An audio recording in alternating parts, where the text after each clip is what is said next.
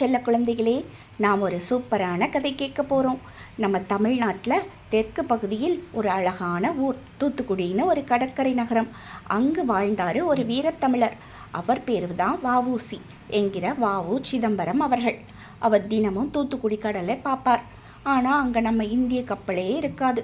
எல்லாம் வெள்ளைக்காரங்களோட பெரிய பெரிய கப்பலாக தான் நிற்கும். இதை பார்க்கும்போது அவர் மனசு ரொம்பவே கஷ்டப்படும். ஏன் நம்ம நாட்டுக்குன்னு ஒரு கப்பல் இல்லை, நம்ம கொடியை ஏந்திக்கிட்டு நம்ம கப்பல் ஏன் இந்த கடலில் போகக்கூடாதுன்னு அவர் மனசுக்குள்ள ஒரு கேள்விப்பொறி மாதிரி வந்துச்சு. அந்த சின்ன பொறி ஒரு பெரிய நெருப்பாக மாறிச்சு. அந்த நெருப்பில் இருந்து பிறந்த வீரக்கதை தான் இது.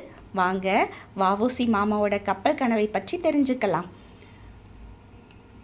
தூத்துக்குடி துறைமுகத்தை முழுமையாக பெரிய பெரிய பிரிட்டிஷ் கப்பல்கள் ஆதிக்கம் செலுத்தி வந்த பொழுது வஉசி அவர்கள் கவலையுடனும் உறுதியுடனும் அந்த கப்பல்களை பார்க்கிறார்.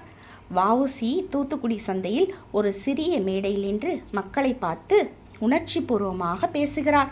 நமக்கென்று ஒரு கப்பல் வேண்டும், அந்நியர்களுக்கு நம் பணத்தை கொடுக்க வேண்டாம் என்கிறார். அவருடைய கனவை கேட்டு சிலர் நம்பிக்கையுடன் பார்க்க, சிலர் தயங்குகிறார்கள். அவர் தனது பணத்தை எல்லாம் முதலீடு செய்கிறார். மேலும் பணத்தேவைக்காக அனைவரிடமும் கேட்கிறார். பின்னர் போதுமான பணத்தினை திரட்டி வஉசி அவர்கள் SS காலியா என்ற கப்பலை வாங்கி வந்து சேர்த்தார்கள். அந்த கப்பல் கடலில் பெருமையாக மிதக்கிறது. அதில் இந்திய கொடி கம்பீரமாக பறக்கிறது. இதனால் பிரிட்டிஷ் அதிகாரிகள் கோபமடைந்தனர். இந்தியர்களுக்கு சொந்த கப்பலா, இதை நிறுத்த வேண்டும் என்று கர்ஜித்தனர். மக்கள் தங்கள் சொந்த கப்பலை கண்டு ஆனந்த கூத்தாடினர். இது நமது கப்பல், நமது பெருமை என்று முழங்கினர். மக்கள் அனைவரும் பிரிட்டிஷ் கப்பலில் பயணம் செய்யவில்லை.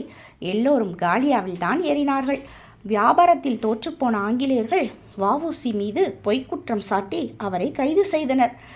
நான் என் நாட்டுக்காகவே உழைத்தேன் என்று வஉசி தைரியமாக முழங்கினார்.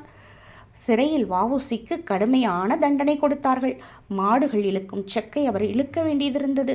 உடல் வலித்தாலும் அவர் மனம் தளரவில்லை. பாரத மாதாவுக்கு வெற்றி என்று சொல்லிக்கொண்டே செக்கை இழுத்தார். சிறைச்சாலையை ஒரு பாடசாலையாக மாற்றினார். வஉசிக்கு அங்கே இருந்த மற்ற கைதிகளுக்கு சுதந்திரம் பற்றிய கதைகளை சொல்லி அவர்கள் மனதிலும் விடுதலை நெருப்பை மூட்டினார். வஉசி சிறையிலிருந்து வெளியே வந்தபோது அவர் ஆசையாக உருவாக்கிய கப்பல் நிறுவனம் அங்கே இல்லை. அதை பார்த்து அவர் கொஞ்சமும் வருத்தப்படவில்லை. ஏனென்றால் அவர் உண்மையை நன்றாக புரிந்து கொண்டார். அவர் கட்டியது வெறும் மரத்தாலான கப்பலை அல்ல, கோடிக்கணக்கான இந்தியர்களின் மனதில் ஒரு பெரிய நம்பிக்கையை. அவர் ஏற்றி வைத்த அந்த சுதந்திர நெருப்பு தான் பல வருடங்கள் கழித்து நமது இந்தியாவிற்கு விடுதலையை பெற்றுத்தந்தது. வஉசி அவர்களின் ஒரு சிறிய கனவு ஒரு மாபெரும் தேசத்தின் வரலாற்றையே மாற்றியது. நாமும் அவரை போலவே நமது நாட்டை நேசிக்க வேண்டும், எப்போதும் தைரியமாக இருக்க வேண்டும். குழந்தைகளா, நமது நாடு நமது பெருமை.